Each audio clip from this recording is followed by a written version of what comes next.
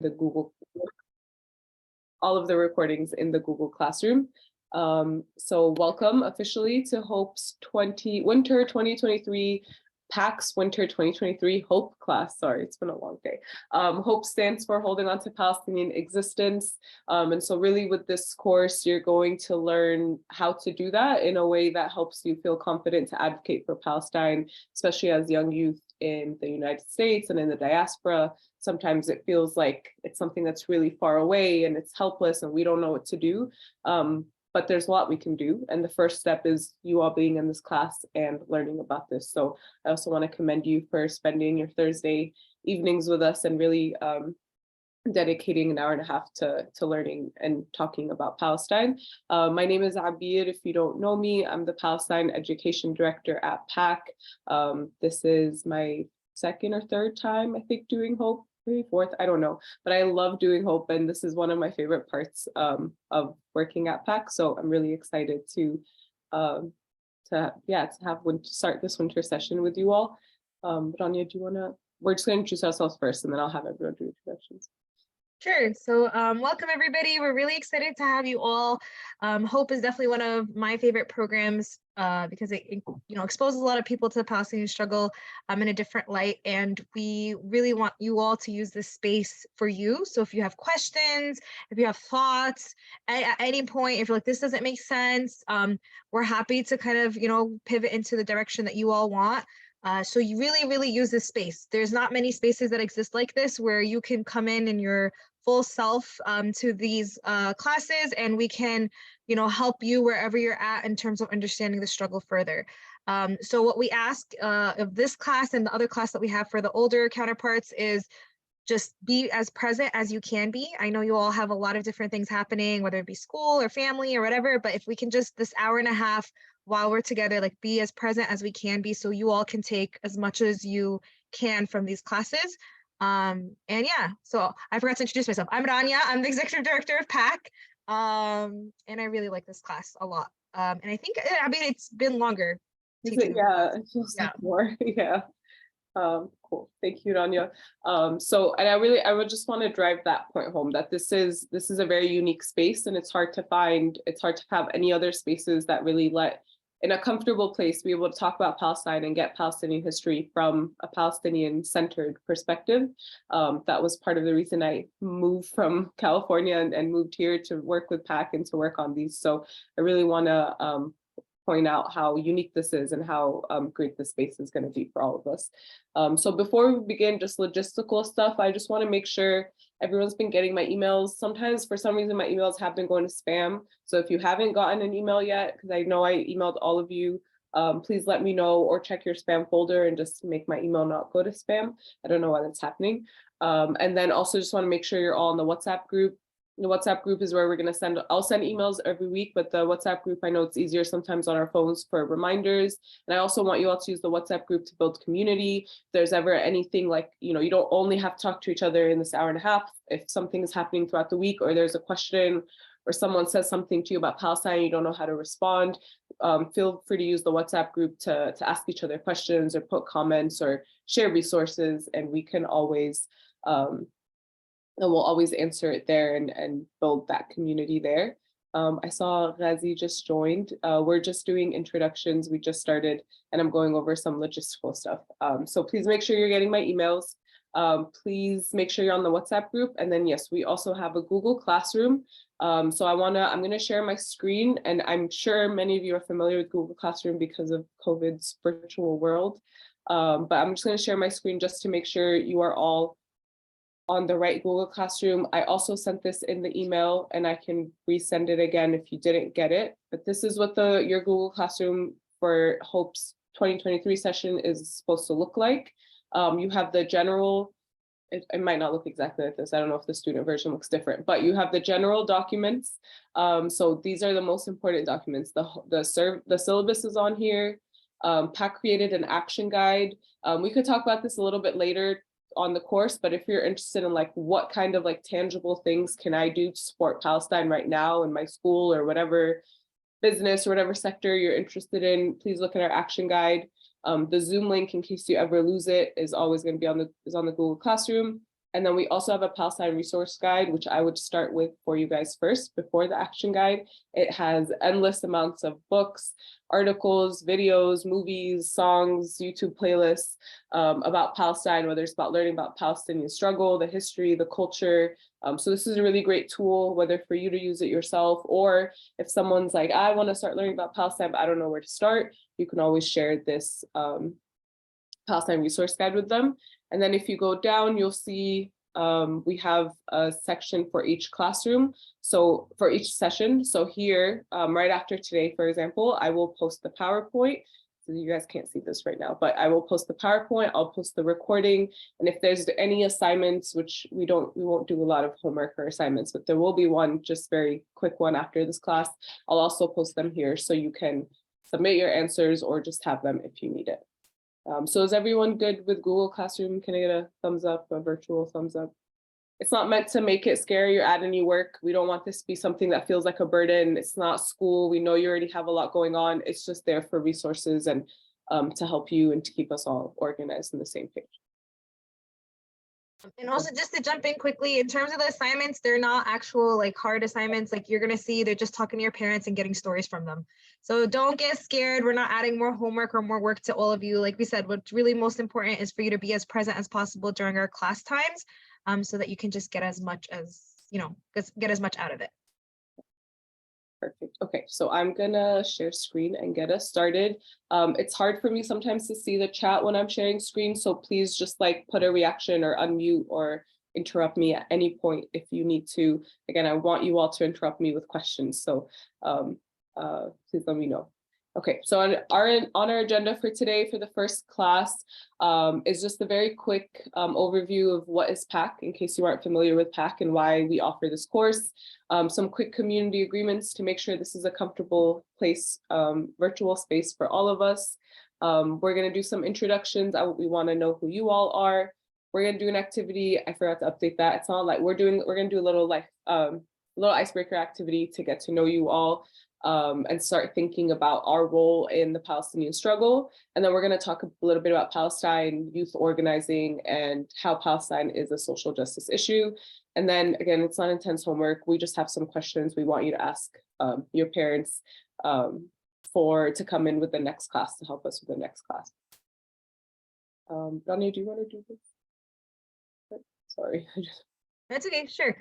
So at PAC, we also want you all to know that this is a PAC program. PAC is the Palestinian American Community Center. Our mission here is to strengthen and sustain ties to Palestinian heritage while empowering the success and well-being of the entire community. And to do that, we are grounded in our theory of change. So we'll go through this very short video that explains our theory of change. Sorry, was this supposed to start from there? Yeah, there was a time thing, but it's like, I think 2:03 or something, or 2:04. Yeah.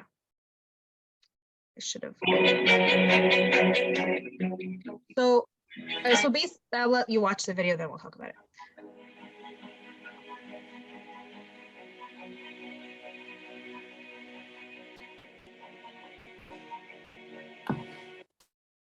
So basically the idea is that if we empower the individual, then we empower the community, because individuals comprise a community, or communities comprised of individuals. And then if you're able to empower the community, then you're able to create long-lasting societal change. And if you're able to create this long-lasting societal change, then we can work towards and hopefully see a free Palestine one day. So that's kind of the theory of change that drives all of the work we do. And this is one of our very, important activities in terms of hitting a lot of our different focus areas, which I think is the next slide. So at PAC, we have 5 different focus areas. The first is Palestinian education, where we have a lot of different programs. We have Hope, this program. We have Freedom is the Future. We do trips to Palestine through the Homeland Project. We have a magazine called Palestine that's released on 3 to 4 times a year. And we have workshop series. Like example, today we actually hosted a school at PAC, and we did an entire workshop with them educating about Palestine. So we're really educating about Palestine is the top priority and a core of what we do. The second focus area is we're very much by the community for the community. So we provide cultural, social, educational, recreational activities to our local community. People come with different ideas and we make them happen. So for example, we have basketball classes, soccer classes, DEPCA classes, tatreez, English conversations, citizenship. We have a lot of different programs. So if any of you are interested in joining any of our programs, make sure to check out our program booklet. Our third focus area is civically engaging with the larger community. So it's really important for us to have like a seat at the tables that matter, where we're being discussed, where we are like the topic of conversation, or if other conversations are happening and we should be a part of it. So we do that by educating our community in terms of their rights and in terms of how they can get civically engaged and involved in the larger community. And then we also engage with local officials. We invite them to the center so that they also get to know Palestine and our Arab community.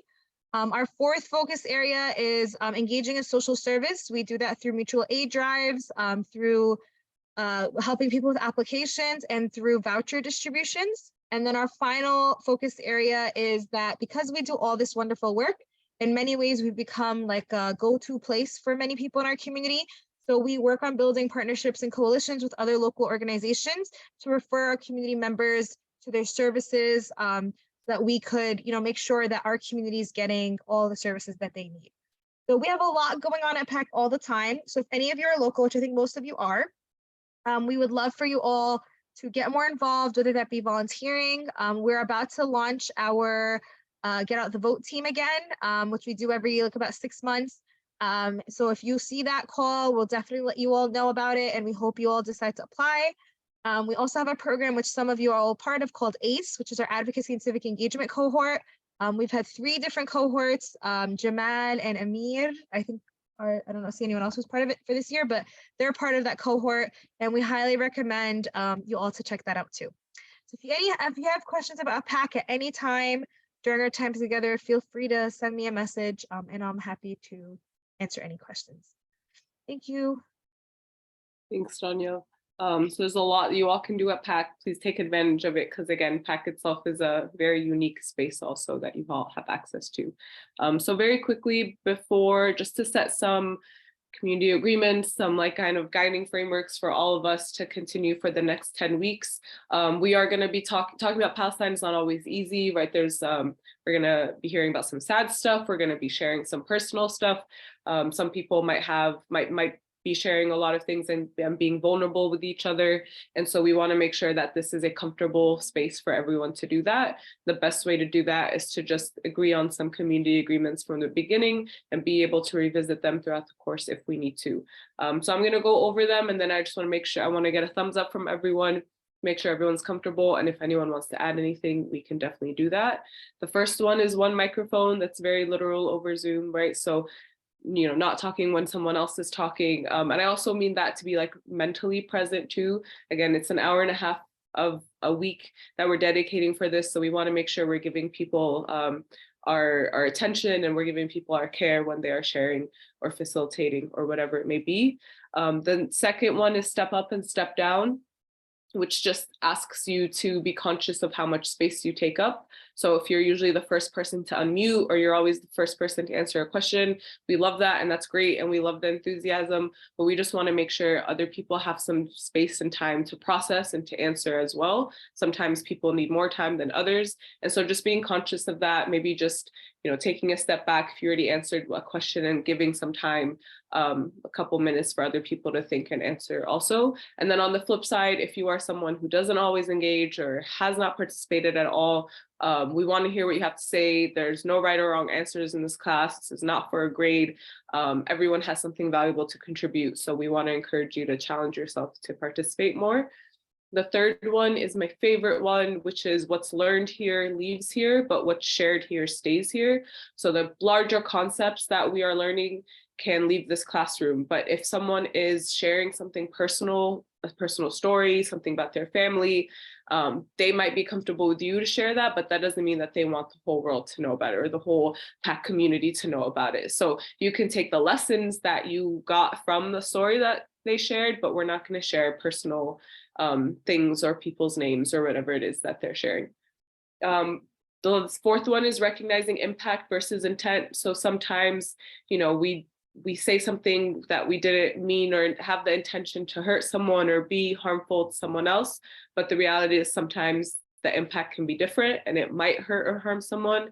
And if someone does express that, we just ask you to be open to it. We ask you to take that in, try to understand the impact it had on someone else and use it as a learning moment to move on instead of something that creates hostility. Then the fifth one is practicing self-care and communal care. So we know it's like 5:37, we know it's after school, we know people are busy. If you need to, eat a snack or eat dinner or go get water, whatever it is you need to do, go off camera for a little bit, that's fine. Just being mindful, the communal care part is just being mindful of everyone else. So, if it's disrupting someone else, we ask for you to be mindful of that, but do what you need to do to take care of yourself. Be conscious of positionality. So this we'll get a little bit more into this when we talk about social justice, but we all hold a lot of different identities. We're all coming from different places.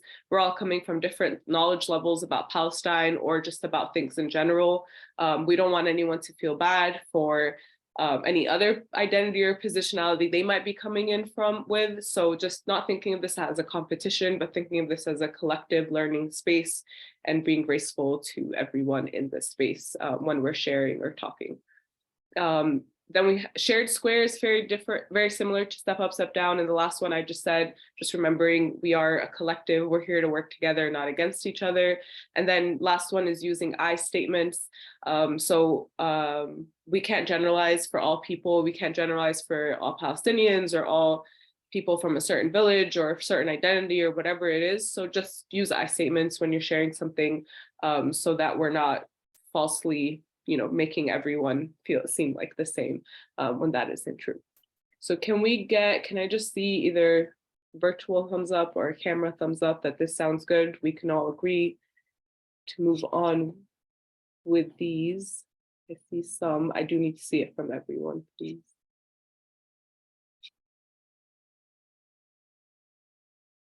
Yes, we're good. Okay. If at any point you feel like someone did not follow this or you feel upset or something happened, please communicate with me and Rania. We can always revisit these. We can always change them. We can always add more. We want to make sure this is a space that you enjoy coming to and not, dread coming to or feel bad about. Okay, so introductions, very quickly. I'm going to stop sharing my screen so we can all see each other. We just want to go around. We want to know who you are. So we want to know your name.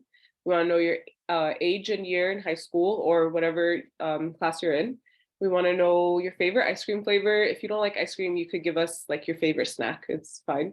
And then what are you most excited to learn about in this class? Or why are you here? Why did you register for this? And if it's that your parents made you register for it, that's okay. But tell us something that you are excited to learn about. So Jamal, you're right next to me on my screen. So I'm gonna hand it to Jamal and then we can just popcorn to someone else. Okay, hi everyone. I'm Jamal. I'm a senior in high school. I'm 17 years old.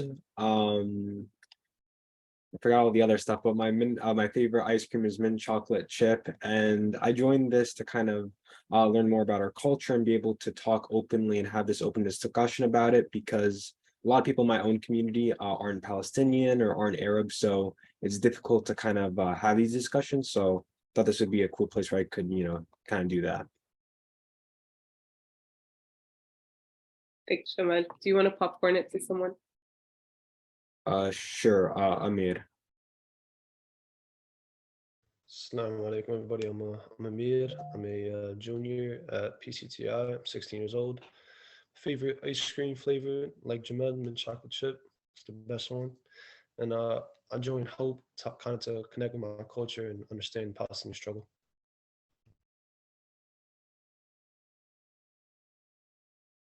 Do you want to hand it off to someone else?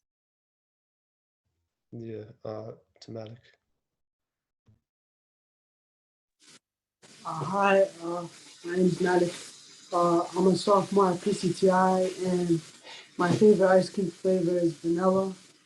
And I joined the program so I can learn more about Palestine, about our culture, and interact with some of my people, like my peers.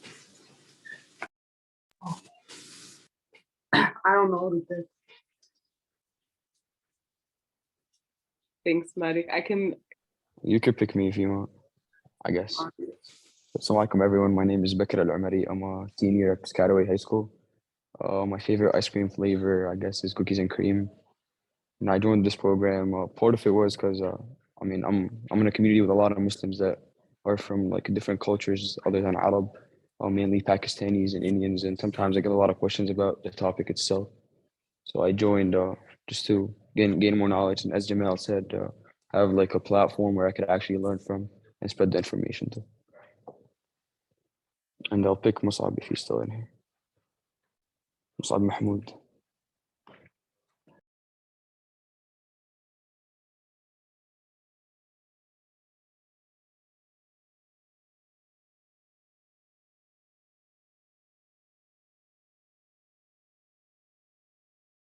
I think Musab said he's gonna be coming in and out, so maybe this is when he's out. So I guess Sada, do you want to introduce yourself? Sure. My name is Sada. My favorite ice cream flavor is birthday cake. I'm 16, a junior, and I'm here because I need to know more about Palestine, and definitely not because my dad told me to come. So Sada is my little sister, and she's done this, I think, like 3 times already. So there's never enough that you can know. Sada, do you want to popcorn it to somebody? Oh yeah. Ghazi. Hi, I'm Ghazi Hanania, and I'm a freshman in high school. And my favorite ice cream flavor is probably like cookies and cream. And I did this because I want to learn more about Palestine, and my dad wanted me to do it. Is that Johanna's son? Yeah. Oh, give my regards to Hannah. So thank you for joining. Hmm. You should also identify who you are. Yeah. Diab. Diab Mustafa, I'm the chairman of the board of PAC. And I'm spying on all of you guys just for a little bit. So Ghazi, do you want to popcorn it to somebody? I don't know, Musa. Was that me? Was that? I don't know. I was cutting out. Oh, that's Musab. Okay, sure. I'll go. My name is Musab. I am a senior at Ridgewood High School. I am 17 years old. My favorite ice cream flavor is most definitely fish food from Ben and Jerry's. And the most thing I'm excited to learn about in this class, I would say going to a public school, understanding the Palestinian cause is very important in this age of rampant misinformation and brainwashing. So I would say it's definitely a very, very important tool. thanks, Musab. We have Musa, Rand, and Saleh left. Musa, do you want to go? Sure, I guess. Salam, my name is Musa. I'm actually in 7th grade right now, and I like my favorite ice cream flavor is vanilla, and I wanted to join Hope to learn more about Palestine and learn more about where I'm coming from, and I'm also in a community where it's mostly like Pakistanis, and there's a lot of other people. And I just want to know more of like my background generally.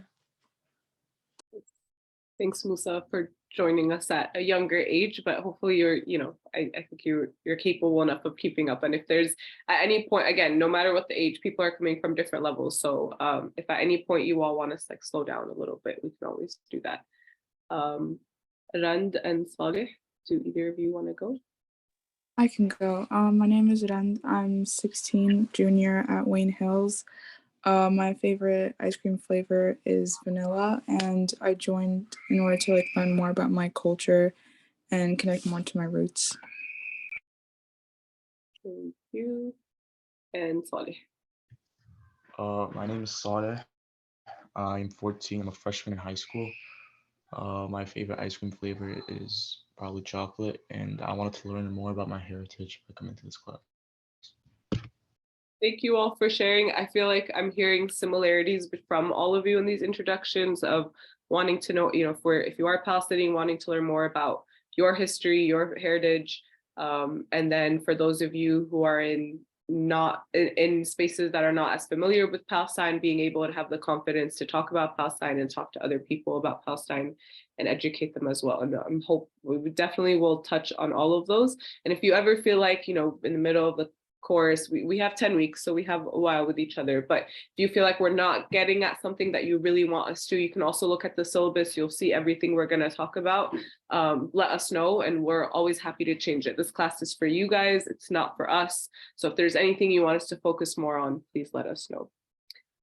So thank you all for those quick introductions. We have one more little icebreaker-y introduction. And you might think like, why are we doing all this? But I promise all of these introductions to ourselves and each other are really important. We can't really advocate for Palestine if we don't know our role and who we are and what our how we fit into all of this. And so that's kind of what we're going to spend today, is talk about our identities and social justice and tying that to the Palestinian struggle. So we have this, I guess I don't need to share my screen, but the visual sometimes help. We have a tree trunk activity that we'd like you guys to just spend like 4 to 5 minutes thinking of, and then I'm not going to force everybody to share, but if you want to share, we'd love to hear from you. I don't know, maybe we'll have everyone share. I'll leave that up to Anya. But the tree trunk activity is, you can see the actual tree. At the bottom, you have the roots, right? And so, and then you have the trunk, and then you have the leaves. So what I want you to think of is, if you were a tree, what or who would be the roots, right? So what is your foundation, or who is your foundation? What or who is your trunk, who's kind of supports you, who holds you up? And then I don't know how to phrase this. What are you hoping to grow? What are you hoping to gain? What are you hoping for the future? It could be similar to what you want out of this class, but I don't want you to just think about this class. I want you to think of your life in general, your Palestinian identity, or just any identity in general. What would you like to grow? What would you like to see in the future? If we can relate it to Palestine, that would be great. But if you want to just relate it to anything personal too, that's fine too. So again, what are your roots? What are your foundations? What is your trunk, and who supports you or holds you up right now? And then what are you hoping to see or achieve? So I'll leave the visual up if it's helpful, and I'll give about 3 to 5 minutes. If you feel like that's too much time, let me know. We could just get into it.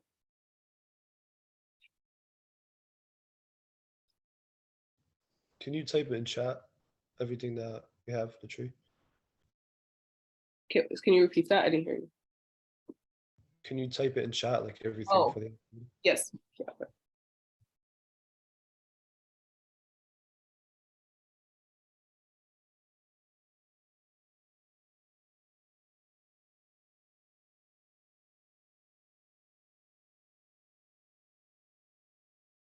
Thanks, Ronnie.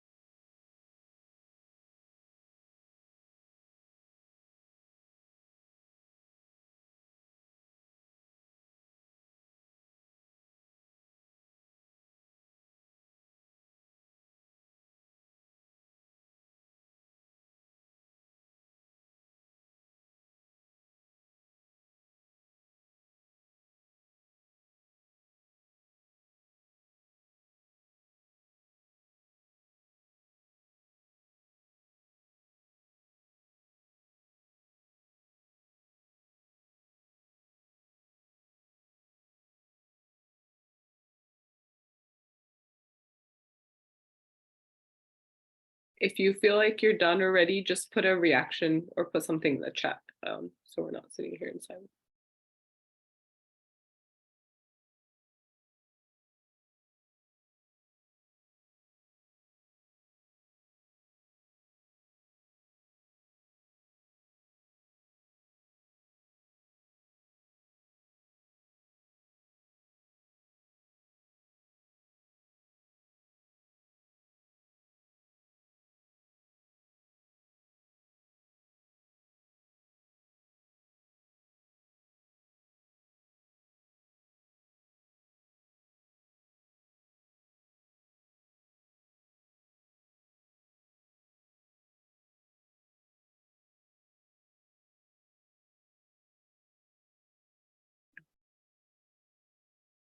You can be finishing thinking of this internally, but in the meantime, if anyone is done, does anyone want to share?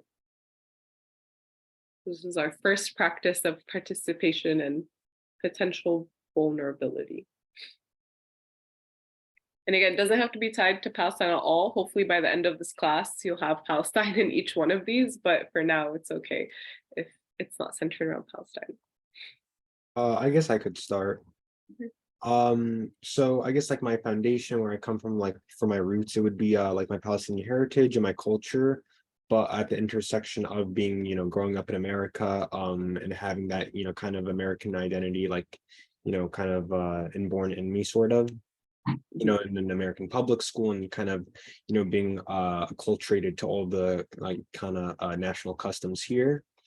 And then my trunk, I guess, would be like my family and my teachers, who always keep me, motivated and encouraged to keep on striving. And my leaves for what I hope for in the future are just to kind of continue on the path I'm on, and kind of which is to kind of pursue social justice and political advocacy and that sort of stuff. Nice. Thanks, Jamad, for starting us off. Does anyone else want to share? I could go next. So for my foundation, I am half, well, ethnically I'm half Palestinian, half Turkish. I was born in the US. For my trunks, it's really just my parents and my brothers. They keep me pushing. And for my leaves, I hope to get a college scholarship. Then from there, go to law school and pursue something in law, mostly civil rights. Nice. Thanks, Amir. I mean, I think Palestine Legal has some like internships. I don't know if they filled it, but if you are interested, let us know. If you want to start getting into the Palestine legal scene, we can connect you. And for all of you, if there's like something, career path and like you want to center around Palestine, we have a lot of resources. Rania has a lot of resources, so let us know and we can start plugging you into different things. Cool. Anyone else want to share? Maybe one or two people? I'll go. My foundations, my roots would be Palestinian, but I was born in America. My trunks would be my family and my friends. Both are really supportive of me. And my leaves, I hope to attend Rutgers University for medical in the future, and hopefully maybe I could volunteer one day. In fact, I think we can definitely make that a reality for sure. Cool. Thank you, Malik. Anyone else? I don't like picking on people, but Rania does pick on people, so I'm just gonna put I guess I'll go. Okay, go ahead. So I guess, us, mostly everybody, my foundation is Palestine, and, me growing up in, America and starting off in a public school and moving to a, alhamdulillah, Muslim private school. And I guess my trunk and, what's keeping me motivated right now is, Islam, and knowing that after life I would have, if I was, alhamdulillah, good enough, I could, have been granted the rewards of Jannah, inshallah. And I guess my future would be to hopefully be a better Muslim and know more about where I'm coming from and know more about Islam, I guess. Nice. Thanks, Musa. Anyone else? So I never did this activity before, but I did it and I drew a tree. I don't know if you can see my tree. I'm gonna unblur my It's a camera. little bit, yeah. Ta-da. I like this activity. We should do this at Packmore. But I can share. So I said my trunk is my family, Islam, Palestine, and my values. No, sorry, that's my roots. My trunk is my kids, the people around me, my family, and my leaves are stronger community empowerment and coaching. Thanks, John. Yeah, I feel like we could get really deep with this exercise too. Okay. Anyone else before we move on want to share? Does any of the girls want to share? This is the first time, I'm going to tell you guys, it's the first time we have more young men or boys than girls, and it's exciting. It's great. We're excited to have more of you interested in this work. Okay, I'll move on. If anyone wants to share after, please do. So we want to go through a very quick Palestine 101 life map, just to start us off, just to start us thinking about what's going on in Palestine historically, what's going on now, to kind of set the tone for the rest of the class. I mean, I know you saw this video already, but it's always nice to watch things more than once and get a different perspective. I want to say this video, we don't have to necessarily agree with all of the language in this video. I'm just going to put that disclaimer out. If there is something that you're like, I don't know how I feel about what they said about that, that's great. The point of this class is, we don't always have the perfect material about Palestine. And that's part of why we have to do these courses on our own. And maybe, yeah, so we can talk about what you think about this video after we watch it. I just want to put out that you don't always have to agree with everything we show you. And I love critical thought and really diving deep into these. But this was a nice, it was the closest to a quick overview that we can find. What would happen if you built a refuge for a persecuted people in a place where another people already lived? In the next few minutes, you'll learn why this moral quandary is at the root of the struggle between Israelis and Palestinians, and what you can do to help achieve a just peace for everyone in the region. First, there are a couple of things it's helpful to understand. One, many Jews fled harsh persecution in anti-Semitic Europe, especially the Nazi Holocaust. Zionists encouraged massive immigration to historic Palestine, at that time a British colony, where Jews had an age-old connection and where small Jewish communities had long existed among larger groups of indigenous peoples. But when the UN offered the Jewish immigrants the majority of the land for a new state called Israel, for the indigenous Palestinians who lived there, it was a massive destruction of life. They rejected the UN's partition plan, and several Arab states invaded the new state of Israel. Israeli forces essentially erased over 400 Palestinian villages and towns. By the end of the fighting, Israel controlled 78% of historic Palestine. And when 750,000 Palestinians who fled or were expelled during fighting tried to return to their homes where the new state now stood, they were permanently barred by the Israeli government. Well over 100,000 of their relatives and neighbors who hadn't left became second-class citizens of the new state, along with the new Jewish majority. Today, Palestinian refugees and their descendants number in the millions. Most are in the Gaza Strip, the West Bank, and Jordan. Many are spread throughout the world, with millions still living in refugee camps, seeking to return to their homeland. To sum up, one group of refugees found a much-needed home, but in the process, a new group of refugees was created. Here's the second thing to understand. Israel was founded as a Jewish state. But now ask yourself, what exactly does that mean? People had lots of ideas about what a Jewish state should look like. Some called for equality for all citizens. But what was created in practice was institutional discrimination against non-Jews. In other words, Israel ended up being built on a blueprint of exclusion. The Israeli government wants maximum land and resources for Jews, but not the Palestinians living there.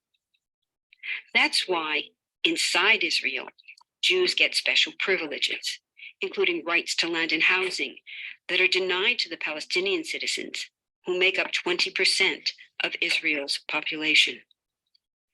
That's also part of why Israel has never defined its borders. In fact, they still hold on to land, the West Bank and Gaza, that they conquered in the war in 1967. Since then, Israel has built Jewish settlements throughout the occupied West Bank, building Jewish-only cities and supplying them with infrastructure like roads and army camps, schools, and even a college. Military occupations are meant to be temporary, but after 40 plus years, this one looks permanent and entirely unjust. In the West Bank, Israeli Jewish settlers and Palestinians live on the same land, but must live under two completely separate and unequal systems of Israeli law. The Jewish settlers dominate the natural resources, including water and agricultural land, and they're backed by the Israeli army. To maintain the occupation, Israel has demolished thousands of Palestinian homes and orchards, confiscated Palestinian land, bombed a captive civilian population in Gaza, and punished resistance with raids, arrests, and assassinations, all to gain maximum land, while making life so difficult for Palestinians that they will either leave or be too afraid to resist. Palestinians have fought back. For decades, they tried to achieve national liberation through armed struggle. Some groups still do, but the majority now support a popular protest instead. The deeply harmful pattern of control, repression, and violence profoundly harms Palestinians living under occupation and Israelis living as occupiers. This must be broken to reach a peaceful and secure future for both peoples. Now that you understand the problem, what about the solution? What about peace talks? So far, over 2 decades of US-backed peace talks have actually made things worse by helping Israel continue the occupation. It's been years of talking while Israel massively expanded the Jewish settlements and literally redrew the map. Peace talks are good if they're real, but not when they're theater to cover a land grab. So now what? The current world superpower, the United States, has been a terrible friend, enabling Israel's destructive and self-destructive expansion onto Palestinian land by funding the Israeli military, the biggest recipient of US foreign aid in the world. But there's another superpower that can make the difference: you. There's a movement with hundreds of thousands of people just like you across the world, including Palestinians and Israelis, protesting, educating, divesting, and boycotting, all to bring nonviolent international pressure on Israel to stop violating human rights of Palestinians. Throughout history, where governments have failed to push for justice, people just like you, like us, have taken the lead and won. Now it's the Palestinians' turn for freedom and justice. We can pressure Israel to end the occupation and the discrimination. We want all people, Jews and Palestinians, to have equality, human rights, and democracy. We can change history. Join us.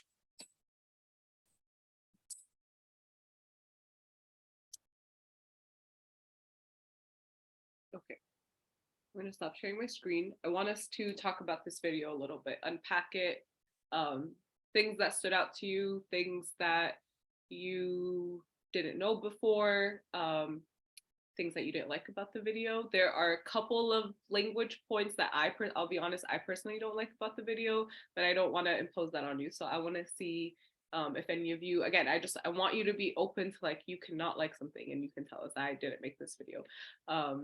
So yeah, let's unpack it. Let's discuss what stood out, good, maybe not comfortable, not comfortable.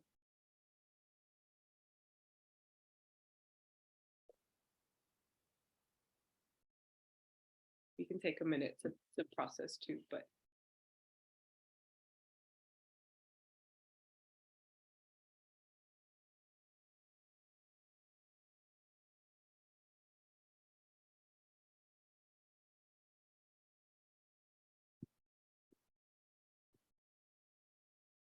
Did you learn anything new that you didn't know before from the video? We could start with that.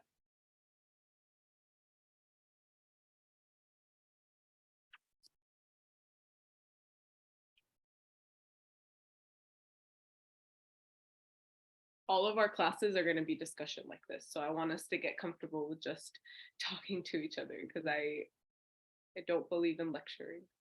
I was just gonna say that like I think it kind of ended in the way that like I don't know. I thought it was kind of weird.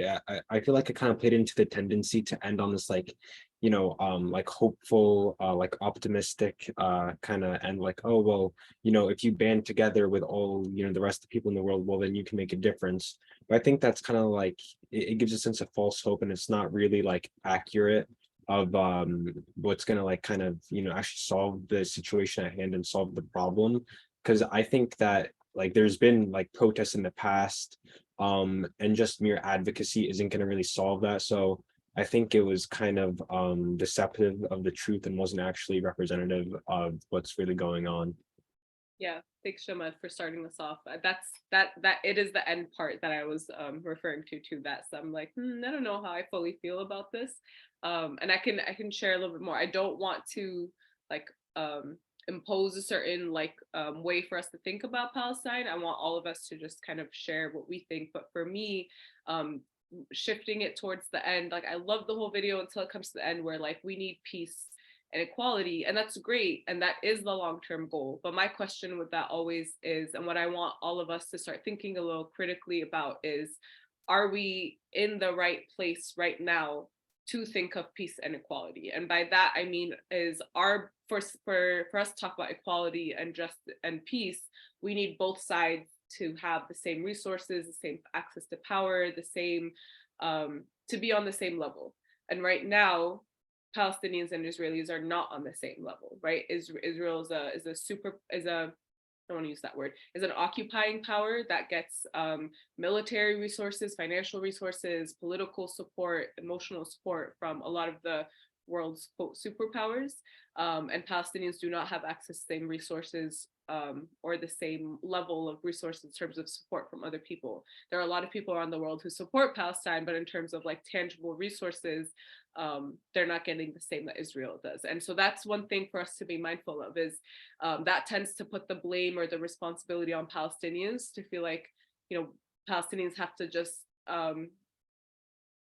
if they would just want to be peaceful, then this could all be solved, right? But that's not the reality. The reality is Palestinians, Israelis and the Israeli government has not stuck to promises towards peace or promises towards coexistence, and that what our goal always is for the liberation of Palestine is what we call the right of return. So it's something we'll talk about later courses, but it's beyond peace and equality and being together. It's about Palestine returning to Palestinians.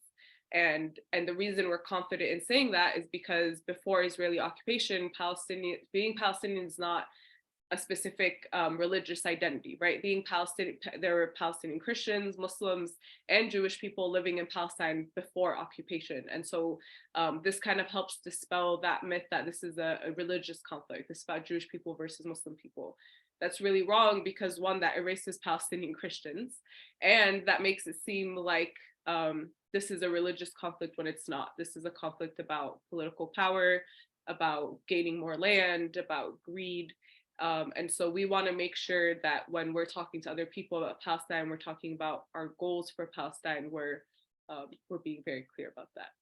Does that kind of make sense? I know we're jumping into this, but this is stuff we're gonna talk about for the next 9 weeks, so it'll make more sense. So we love peace and we want it, right? But we need to hold the right people accountable first for us to start thinking about and talking about peace. Anyone else thoughts from the video? It could even be questions. It could be like, I wasn't sure what they meant by that, or I didn't know how I feel about that. I don't know why it made me uncomfortable or did. Or good. I mean, the video, for the most part, the video also has good information. So any other parts that stood out?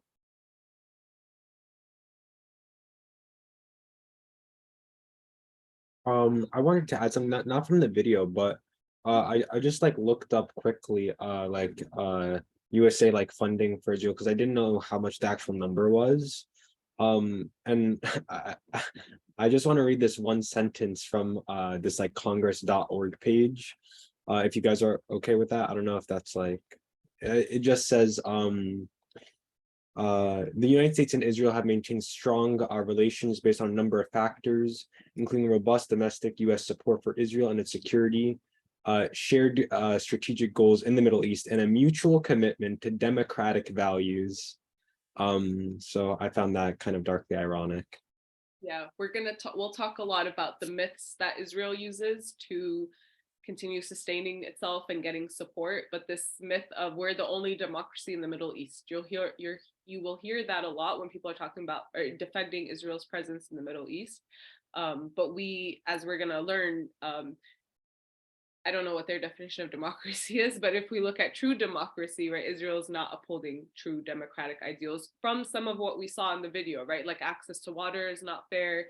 If you're a Palestinian within the borders of what is now called Israel, you are treated as what we call a second-class citizen. So you're treated as less than people who are Jewish because the laws, and this is what we call apartheid. So I'm giving you a preview of a lot of stuff we're going to talk about. We're going to have a whole session where we just learn these key words.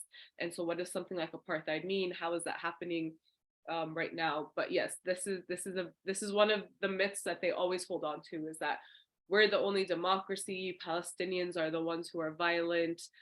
There's a lot of like racial undertones to this too. A lot of white supremacists thinking of like, well, Americans and Israelis are, you know, the modern, advanced, logical people, and it's okay for them to have, you know, militaries and armies, but Arabs or brown Black people are backwards and violent, and they're, you know, they're the bad ones, and we have to protect ourselves from them, when it was Israel who came in and took over in the first place with violence, right? So yeah, thanks for pointing that out.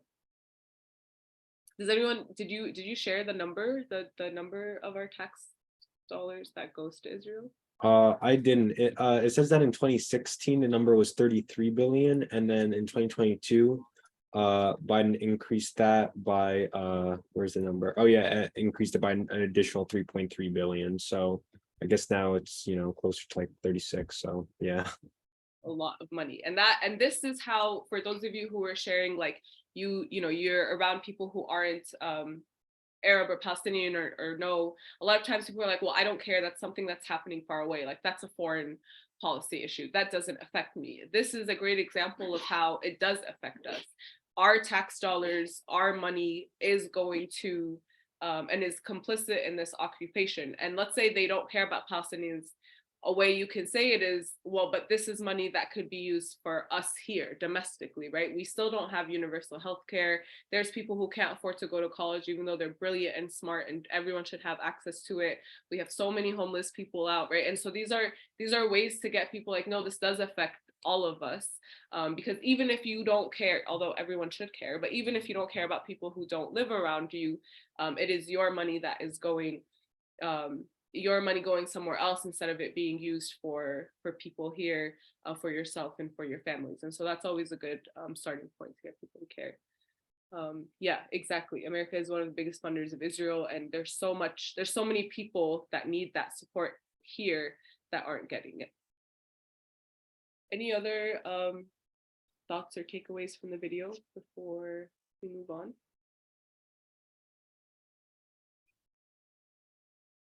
Okay, we have one more video. Hopefully this will generate some more conversation that you all can relate to. Has anyone heard of Ahid Tamimi? There's a picture of her. You probably recognize her when she was a little younger. Does anyone know who she is? Okay. If you recognize her as we're watching the video, let us know. She's a very inspirational Palestinian youth, Palestinian woman who you'll see what about. But I want you to really draw inspiration, and after this I really want to share, I want you all to share what you think about this. بعرف إنه ممكن يقتلوني وبأي لحظة، وبعرف هالإشي كتير منيح. أنا هيك رح أموت، رح يجي يوم أموت فيه، فأموت وأنا بدافع عن قناعاتي وعن قضيتي أحسن ما أموت زي البني آدم الطبيعي. For the last few years, I've been writing a book. I wrote it with Ahid Tamimi, who I met back in 2018, right after she was released from Israeli prison. Ahid was only 16 when she was arrested for slapping an Israeli soldier at the entrance of her home. Around the world, people hailed her small act of resistance. Born under Israeli occupation in the tiny village of Nabi Saleh, Ahad had seen her parents and siblings arrested, her relatives shot, and her uncle killed. بالعكس إن أنا من وأنا صغيرة أهلي مربيني إنه دايماً ما أسكتش عن الغلط، يعني إنه دايماً أوقف بوجه الغلط. Just before the book's publication, I caught up with Ahad to hear what she's learned about the struggle since her release. يمكن لحد اليوم السجن له تأثير كبير على حياتي وعلي وعلى شخصيتي وعلى نفسيتي وعلى كتير شغلات أنا بعيشها في حياتي. Up to 700 Palestinian children are arrested by the Israeli army every year. Many, like Ahad, are taken during home raids in the middle of the night. Israel is the only country in the world that tries children in military courts. Do you feel like you, like other Palestinian children, lost your childhood? بظل وجودنا تحت احتلال، حتى لو الواحد ما دخل السجن احنا نخسر طفولتنا، بنخسر شبابنا، بنخسر عمرنا كله، مش بس طفولتنا. المعاناة مش مقتصرة على انه الواحد يفوت السجن او الواحد يتصاوب. احكي لك اشي، انا لو عندي كل خيرات الدنيا وانا عايش بهاي الارض وموجود اشي اسمه احتلال، انا هون بكون مش عايش طفولتي أو مش عايش حياتي ومش عايش شبابي. إنه الاحتلال مش إشي طبيعي إحنا نعيش تحته. Your generation is one that the only thing you've known in your lives is a wall and checkpoints and no freedom of movement and apartheid. What's it like to grow up with this reality? إنه تعيشي تحت احتلال، تصحي الصبح بتشوفي مستوطنة بأرضك، إنه بالصيف تشوبي ويجي عبالك تروحي على البحر وما تقدري توصلي وهو بعيد عن بيتك نص ساعة بس. إنه تعيشي تحت احتلال، إنه دايما أحلامك راح تكون من وأنت صغيرة معرضة للتهديد، زي إنه تكوني تحلمي تلعبي كرة قدم مثلا أو تحبي الرياضة، بس تتصوبي بإجرك وتبطلي تقدري تلعبي هاي الرياضة. إنه كل إشي الاحتلال بدمره، كل إشي الاحتلال بفوت فيه. يعني مثلا أنا لما أطلع على الجامعة في حاجزين، إذا سكر واحد منهم أنا ببطل أقدر أروح على الجامعة. هاي التفاصيل اللي إحنا دايما بنعيشها بشكل يومي، اللي ممكن كل الناس ما بتشوفها أو ما بتدركها. I just want to point out your university should be like a 10-minute drive, 15-minute drives. It's very close. And there's 2 checkpoints to get there. يعني إنه بس بعيدة 15 دقيقة وفي حاجزين، فما بالك أنت لما بدك تمشي لمدينة تانية أو لبلد تانية، أكم حاجز بده يلاقيكي وأكم مستوطنة وأكم نقطة خطرة. مش بس أنت بتحكي عن جندي مدجج بالسلاح اللي هو بهددك، لا بتحكي عن المستوطن اللي بيشوفوه العالم الغربي أو الأجانب إنه مدني طبيعي زيه زي أي إنسان. المدني اللي بتحكوا عنه مدني هذا بينزل على الشارع وبصير يضرب بالأطفال، والمدني اللي أنتوا بتشوفوه مدني بيكون مسرح له يمسك سلاح بأي وقت ويطخ على الفلسطيني وما يتحاسب وما يتحاكم، ولا زي كأنه قتل بني آدم وإنسان له حياة وله طموحات وله أحلام. Israel built a settlement on land belonging to Ahad's village in the 1970s in violation of international law. That and the theft of the village's water source by Israeli settlers led Nabi Saleh's residents to hold weekly protests against the occupation from 2009 to 2016. المستوطنة كتير قريبة عليكم، شو بتفكري لما تطلعي عليه؟ شوفي، أول إشي بس طلع على المستوطنة هيك بنكر لأنها بأرضي، إنه يعني كان ممكن بقدر يكون إلي بيت هون، كان ممكن كتير شغلات إنه بتكون غير هاي المستوطنة. لما نكون قاعدين هيك إنه لما نطلع كلنا وهيك ونيجي نوقف هون نصير نتخيل كيف لما ينطردوا من المستوطنة ونفوت على بيتهم إيش راح نلاقي. ينطردوا المستوطنين نتحرر فلسطين، إيش ممكن نلاقي جوا البيوت؟ فهيك نصير. How are you treated by Israelis today? أكثر من مرة يعرفوني ويستهدفوني. لحد آخر مرة كنت في بلعين، كنت بالمسيرة وعند الجدار وصاروا إنه يحكي لي تميمي ارجعي، إحنا بنعرفك تميمي ارجعي. فلما صار يحكي لي إنه تميمي ارجعي الجندي حكى لك تميمي ارجعي، حكيت له ما بدي أرجع، إيش بدك تعمل؟ بعد نص ساعة هربت من الغاز ورجعت، صار يطخ علي بشكل مباشر وهربت. أجا كان ابن عمي موجود، أجا حطني قدامه وتصاوب ووقع على الأرض، تصاوب بإجره وبإيده. فإنه هو تصاوب عني بالنهاية، يعني مسكني وحطني قدامه زي كأنه ضحى بحياته عشاني. Ahid and her cousins have always been close. In fact, the day she slapped that soldier, she had just heard that a different cousin had been shot in the head with a rubber bullet. Miraculously, he survived, but was shot in the head again by an Israeli soldier a few months ago. He's still struggling to recover. Violence against the people of Nebi Saleh is an ongoing reality. I've seen recent videos of the settlers coming up the hill right behind your house. And I always ask you this question because we know what kind of violence they're capable of. Aren't you scared? Aren't you scared for your life? الموت ما بخوفني بالمرة طول ما الاحتلال موجود، لا عهد ولا غير عهد، المعاناة والاستهداف موجود. كل حد فلسطيني مستهدف إنه يستشهد، مستهدف إنه يعتقل، مستهدف إنه ينجرح. We wrote this book together. They called me a lioness. It's your story, but it's also the story of Palestine. Why do you think people should read this book? الهدف من إنه أي حد بقرأ هذا الكتاب إنه يحط حاله محل الفلسطيني لولا لحظة، ويشوف هو بس يعيش هاي الحياة اللي بيعيشها الفلسطيني، تعرض لنفس المعاناة اللي بتعرض لها الفلسطيني، إيش بده يعمل؟ يعني بتمنى إنه الشعب الأمريكي يتعلم من الشعب الفلسطيني المقاومة والنضال، ويقاوم حكومته اللي بتدعم الاحتلال، اللي هي سبب رئيسي بوجود الاحتلال لليوم على الأرض.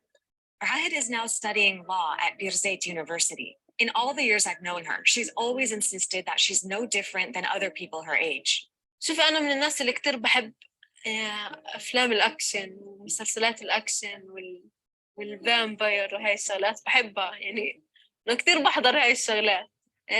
كمان إنه ما الناس بس ما تفكر إنه بس عهد هي البني آدم اللي بتضل تلاطش بالجنود وبتضل تسوي مشاكل وهيك، لا عادي إنه أنا عندي حياة خاصة في، عندي صحباتي صحابي اللي بطلع بروح باجي معهم، عندي جامعتي اللي أنا ما بحبها كتير، أو مش ما بحب الجامعة، ما بحب الدراسة، إنه عادي أنا عادي إنه بنت زي أي حد بآمن بفكرة وبقاوم عشانها، بس بنفس الوقت إلي حياتي الخاصة اللي بعيشها.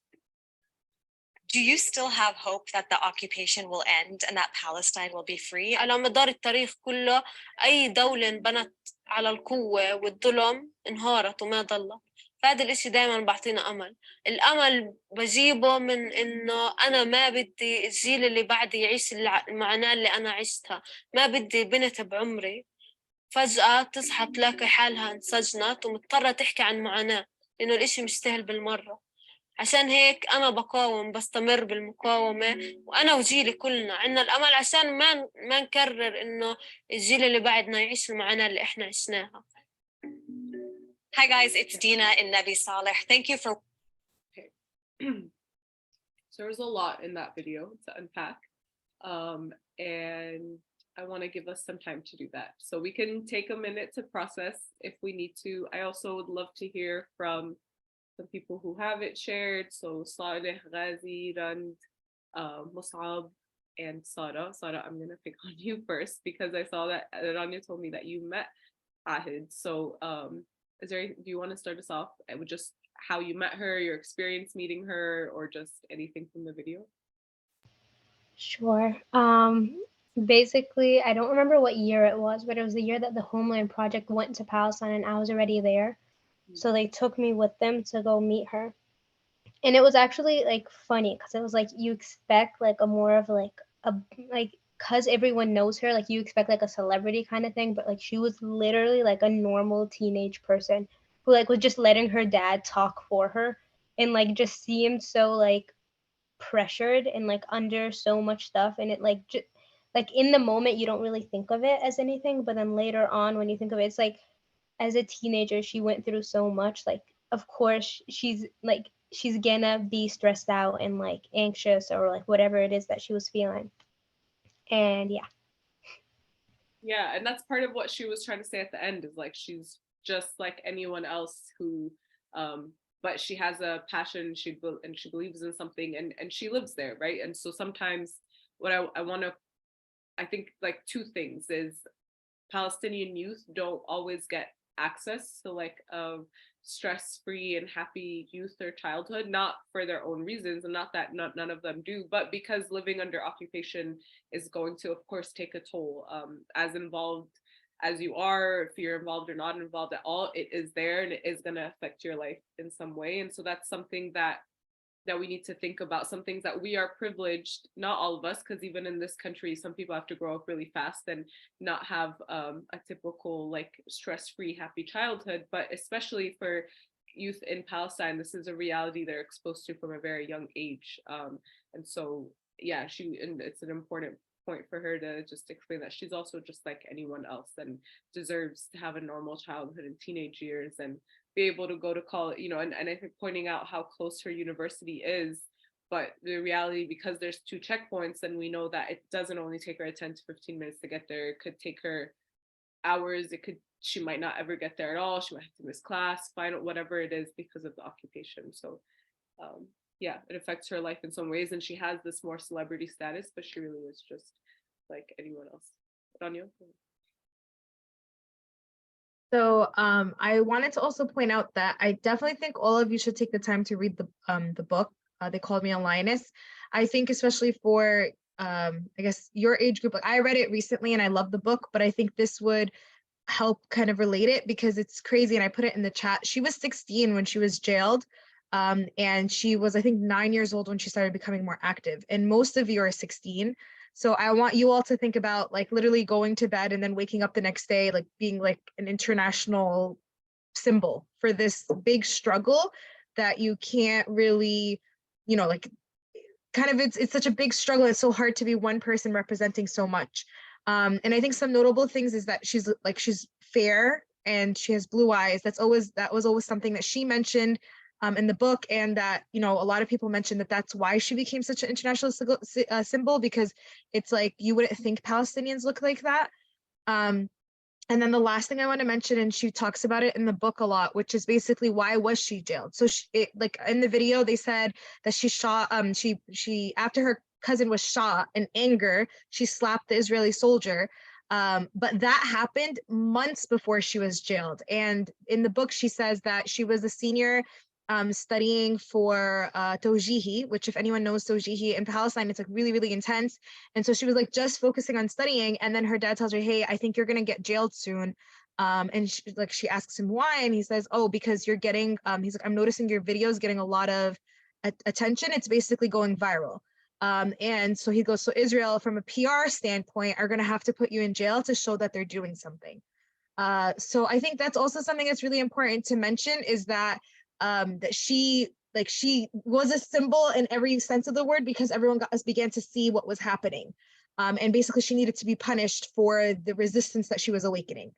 So yeah, so those are just some fun points, and we want to hear from you all. Like, what were your impressions? What were your thoughts? Yeah, I could share. Touching on that point of social media, I thought it was interesting, not only how the rest of the world saw her and her struggle in Palestine and her daily life. I mean, we saw some pretty crystal clear footage, which is kind of shocking if you think that 10, 15 years ago, no such thing existed. But what was interesting, or just a thought I had, was I wonder how much social media and the internet affects her. Not like we were looking at it as like the outside of the world looking in, but how much does it affect her outlook looking out the rest of the world? Because she, like a few times she mentioned in the conversation about her just being a normal girl and just being like everyone else, and she was kind of making an argument that, you know, at the end of the day she's just a regular human. But it's interesting to think how much of that fame is actually affecting her own perspective on the issue. I don't really have an answer to that as of now, but it's an interesting thought. No, that's a great point. And Rania just put in the chat that they talk a lot about that in the book. I haven't gotten to read the book yet, but I know Rania read it, and I think, I mean, if all of you would like to read it together, I'd be happy to do that also, maybe in the summer, maybe when people have some free time. But yeah, I don't know, Rania, if you want to answer it.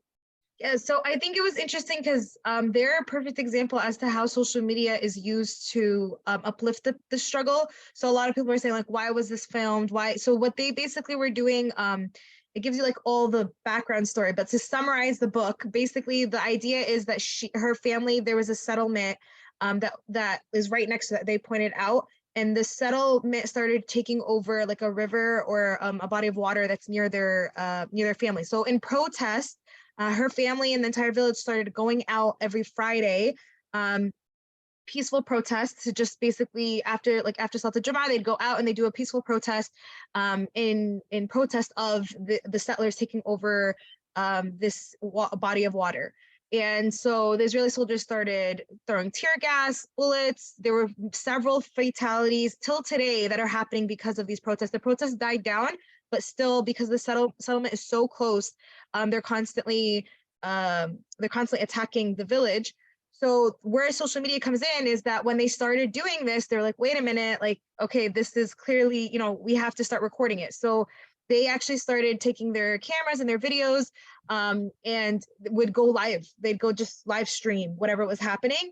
And slowly, like week after week, they started growing a following to the point where the international solidarity got really large. Actually, like a lot of people in South Africa specifically got involved. We actually know Jenna Jihad, who's Ahad Tamim's cousin, came to PAC through a South African organization that basically worked with a lot of these youth from in Nabi Saleh to help them, learn English better, be able to do their journalism better, take videos more so that they can, so social media was really, really integral to the thing. And that's exactly how, because they took the video of Ahad slapping the soldier and it wasn't meant to kind of go anywhere. It was just kind of, I think it was a live or it was a video that they just posted afterwards.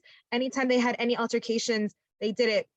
Even at one point in the book, Ahad's mom was talking about how her brother died, and she regretted that the first thing she went to do is she went to go get the camera to show like everyone in the world like what's happening, and they didn't realize how bad he got hurt, and he ended up dying. So social media was so integral to everything in this, and because for them it was like, we're going through this, we need the world to see. I want to, Jamal, I see your hand. I want to just point out, as we're talking about social media, if anyone. So when the Ukraine and Russia conversations started happening on social media, I don't know if anyone noticed, but at one point someone posted that picture of her standing up to the soldier and saying, and this goes back to her being fair and light skinned and people, right, like who's allowed to resist and to stand up and who isn't. People post that saying like, oh, young woman, young girl in Ukraine, like defending her land. And everyone's like, what are you guys talking about? This is Palestinian. Like, did you guys not see this? And so the irony shows up even with youth and with her, is that when it's people in Ukraine having armed resistance and, fighting, standing up to military forces, it was supported by the world. It was seen as a great thing. But when it's Palestinians, she got put in jail, and Palestinian children are often like harmed, or not just children. Palestinian resistance is seen as something bad and violent.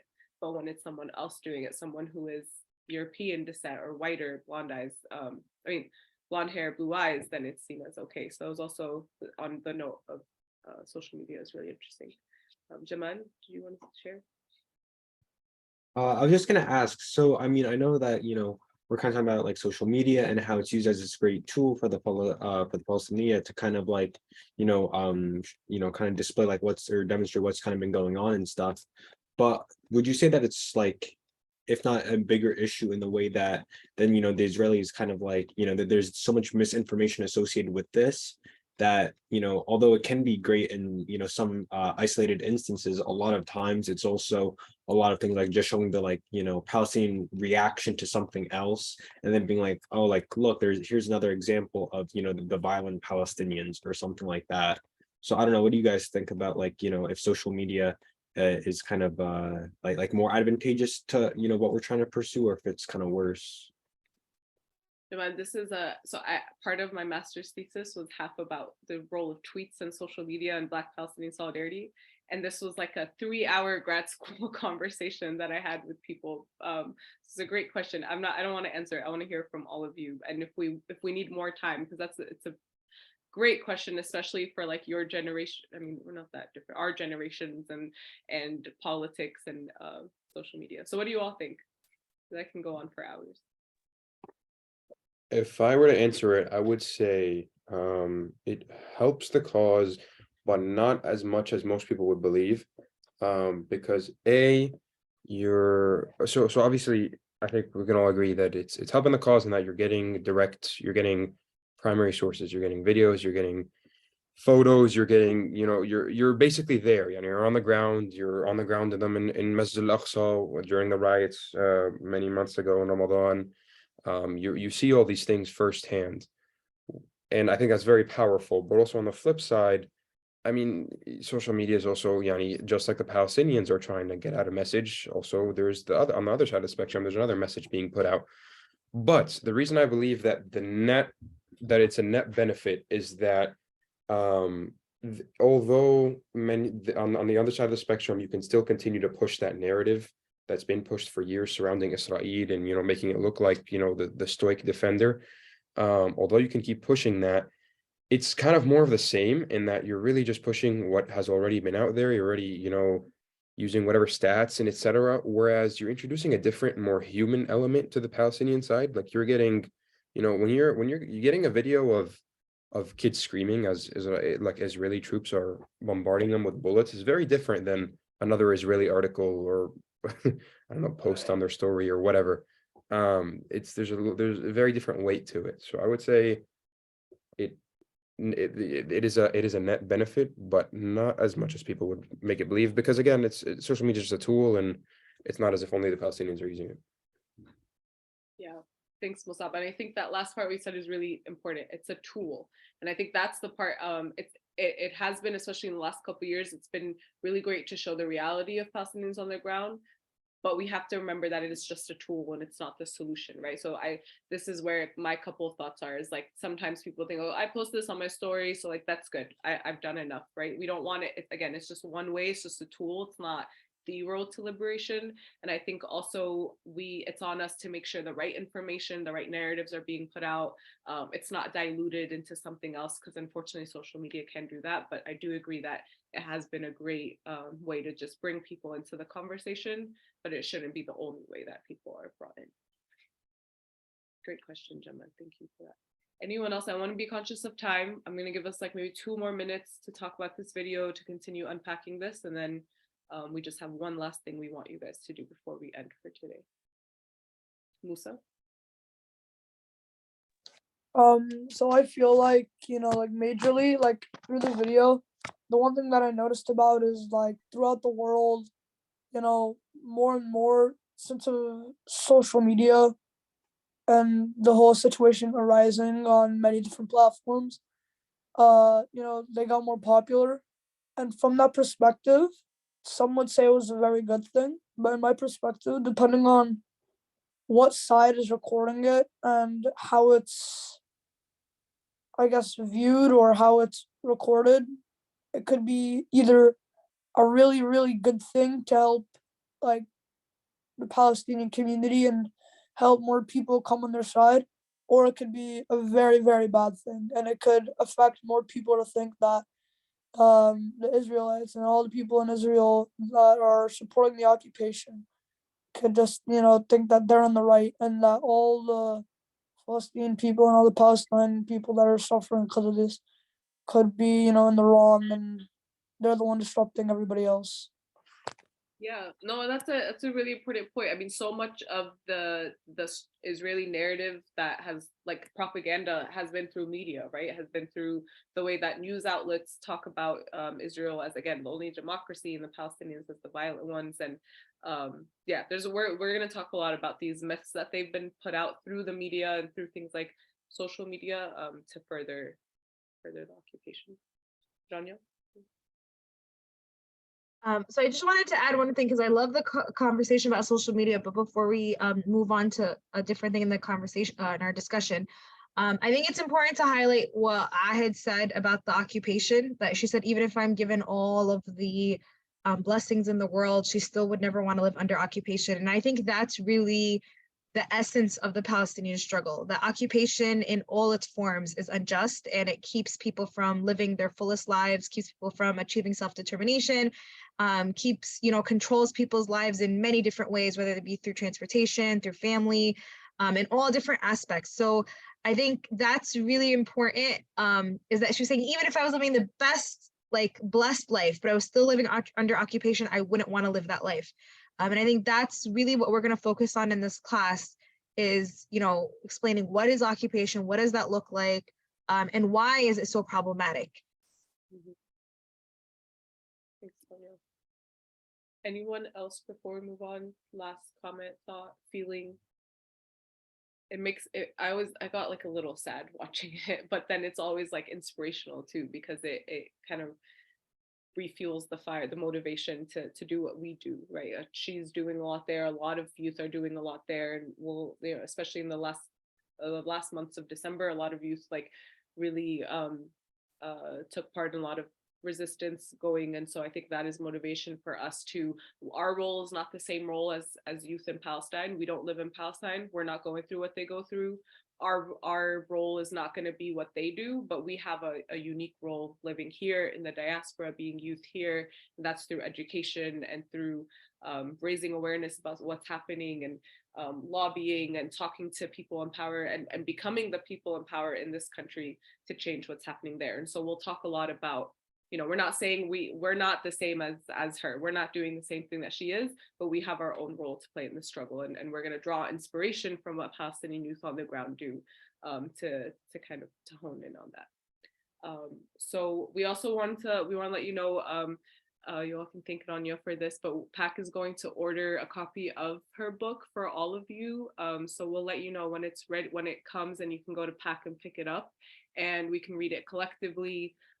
If you have spare time, you don't have to. Again, it's just for fun. If you can't right now and want to wait for summer, I'm happy to read in the summer with you, because I'll have more time in the summer too. Yeah, just as a thank you for being in this class, and as something supplementary if you want to read more. So we'll let you know when it's ready, and you all can come pick it up. So the last two things, because we have 3 minutes, I'm sure it's not a slideshow, but very quickly, I'm going to put this on Google Classroom.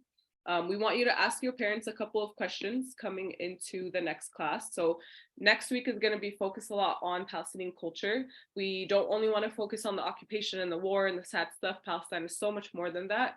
And so next week, we're gonna focus on the culture, traditions. I'm sure a lot of you know a lot of them already. So we wanna hear you participate in this too.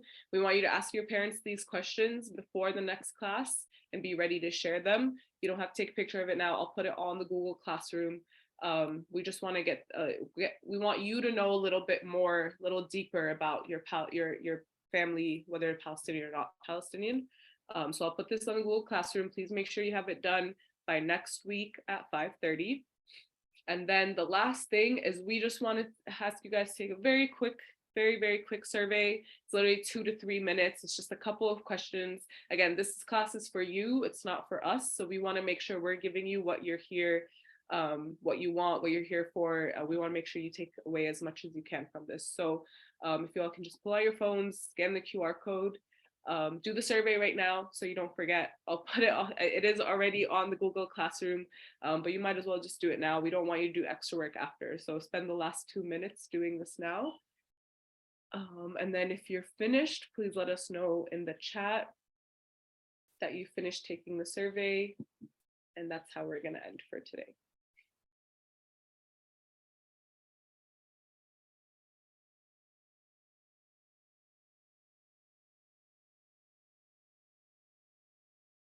And then just so we don't buy more copies than we need to, let me know if you want a copy of the book in the chat or in the WhatsApp. If you don't want one, that's fine. We just don't want to order too many for no reason. I encourage all of you to want one, but just give us a final confirmation in the chat right now when you're done, if you want the book and when you're done with the survey.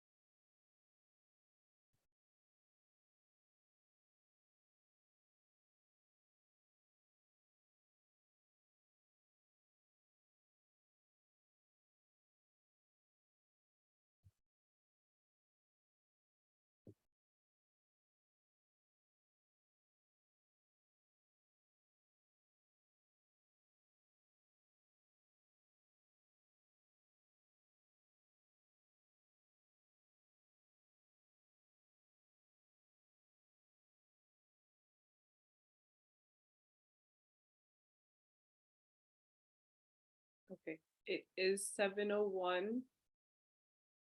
So I want to be mindful of time. You can finish the survey. If you all can just finish it in the next, just right now as we're doing it. Again, if you didn't get to scan the QR code, it's on Google Classroom. I'm going to stop the recording. I'm going to upload this recording and the slides for today on Google Classroom. I have a meeting right now, but I'll put them as soon as I'm done. And so you can have them by tonight in case you want to access them.